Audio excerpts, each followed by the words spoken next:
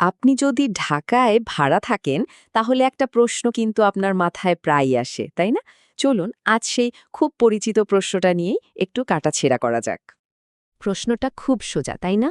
আমার বাসা ভাড়া কি আসলেই বেশি? মাসের শেষে বেতনের মোটা একটা অংশ যখন বাড়িওয়ালার হাতে যায়, তখন এই প্রশ্নটা মাথায় আসা তো খুবই স্বাভাবিক। কিন্তু এই সহজ দেখতে প্রশ্নটার উত্তর কিন্তু বেশ জটিল, কারণ এর সাথে জড়িয়ে আছে একজন বাড়িওয়ালার বিশাল বিনিয়োগ আর খরচের একটা লম্বা হিসাব। চলেন এই ধাঁধার জট খোলার চেষ্টা করি। তো এই জট খুলতে হলে আগে বাড়িওয়ালার দিক থেকে পুরো হিসাবটা দেখতে হবে। আসুন আমরা মিরপুরের একটা কাল্পনিক ছয়তলা বাড়ির উদাহরণ দিই। দেখি এর পেছনে আসল খরচটা আসলে কত। একটা বাড়ি বানানোর প্রথম ধাপটাই হলো বিশাল অঙ্কের একটা ইনভেস্টমেন্ট। আমাদের এই কাল্পনিক বাড়িটার কথাই ধরুন, এখানে একদম শুরুতে মানে প্রাথমিক বিনিয়োগই লাগছে প্রায় 4.5 কোটি টাকা। ভাবা যায় এটা কিন্তু অনেক বড় একটা অঙ্ক।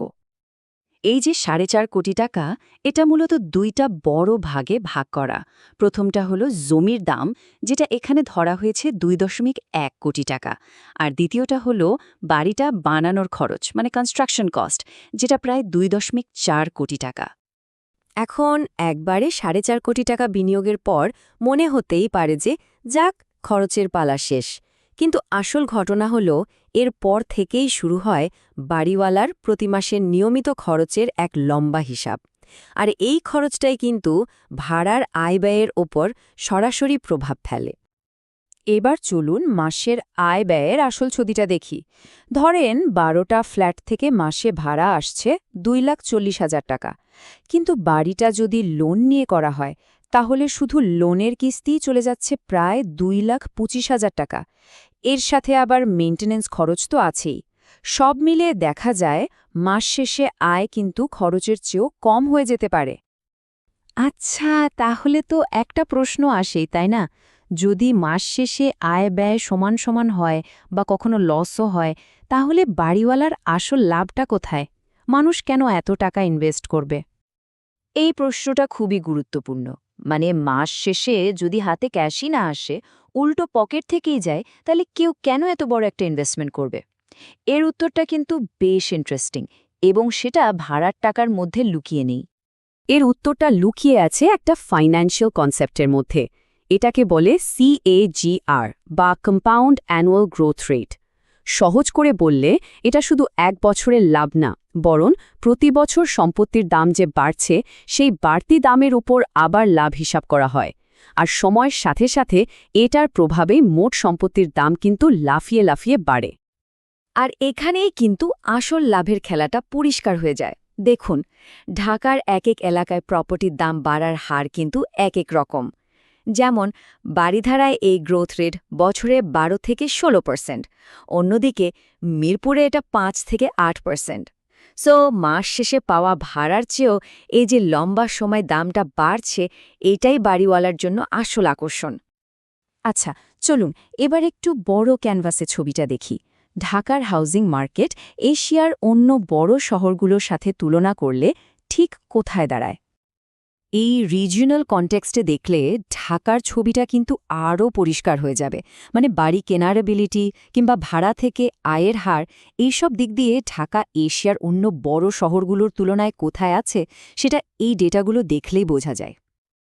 আগে স্লাইডের ডেটা থেকে একটা খুব জরুরি জিনিস এখানে আলাদা করে দেখানো হয়েছে, অ্যাফোর্ডেবিলিটি মানে কেনার সামর্থ্য। খেয়াল করে দেখুন, কলম্বো বা মুম্বাইয়ের চেয়ে ঢাকায় একটা অ্যাপার্টমেন্ট কিনতে কিন্তু তুলনামূলকভাবে কম বছরের আয় লাগে। হ্যাঁ, কাজটা কঠিন, কিন্তু অন্য শহরগুলোর তুলনায় কিছুটা হলেও সহজ। বেশ, তাহলে আমরা ভাড়াটিয়া এবং বাড়িওয়ালা দুই পক্ষেরই বাস্তবতাটা দেখলাম। এখন প্রশ্ন হলো, এই যে একটা যৌথ চ্যালেঞ্জ, এটাকে আমরা ঠিক কিভাবে বুঝব? ভাড়াটিয়ার দিকটাও কিন্তু আমাদের বুঝতে হবে, তাই না? ভাড়া বেশি, এটা তো শুধু একটা মনে হওয়ার ব্যাপার না। ভাবুন তো, আপনার আয়ের 30 থেকে 40%-এরও বেশি যদি শুধু ভাড়ার পেছনেই চলে যায়, অথবা আপনি যে টাকাটা দিচ্ছেন সেই তুলনায় সুযোগ সুবিধা পাচ্ছেন না, তখন তো ভাড়া বেশি মনে হবেই। তাহলে মূল ব্যাপারটা দাঁড়াচ্ছে একই প্রপার্টি, কিন্তু এটা নিয়ে দুই পক্ষের ফিনান্সিয়াল এক্সপিরিয়েন্স একদম আলাদা। ভাড়াটিয়ার জন্য যেটা প্রতি মাসের একটা বড় খরচ, বাড়িওয়ালার জন্য সেটাই কিন্তু একটা লং টার্ম অ্যাসেট, যেটার দাম সময়ের সাথে সাথে বাড়ছে। এই কথাটা কিন্তু পুরো ব্যাপারটাকে এক লাইনে নিয়ে আসে। বাড়িওয়ালার নীরব সঞ্চয়ই ভাড়াটিয়ার তাৎক্ষণিক খরচ। আমরা এতক্ষণ যে দুটো আলাদা দৃষ্টিভঙ্গি নিয়ে কথা বললাম, সেটার ভেতরের অর্থনৈতিক টানাপোড়েনটা এই একটা লাইনেই পরিষ্কার। তো সব মিলিয়ে দেখা যাচ্ছে ভাড়া বেশি কিনা এই প্রশ্নের আসলে কোনো সহজ হ্যাঁ বা না উত্তর নেই। আমাদের এই পুরো আলোচনাটা শেষ পর্যন্ত একটা বড় প্রশ্নের সামনে এসে দাঁড়ায়। প্রশ্নটা হলো, এই যে আমাদের শহর যেখানে স্বপ্ন আর জায়গার টানাটানি, সেখানে ভাড়াটিয়া আর বাড়িওয়ালা দুই পক্ষের বাস্তবতাকে মাথায় রেখে সবার জন্য একটা ফেয়ার আর সাস্টেইনেবল হাউজিং ফিউচার আমরা কিভাবে গড়তে পারি।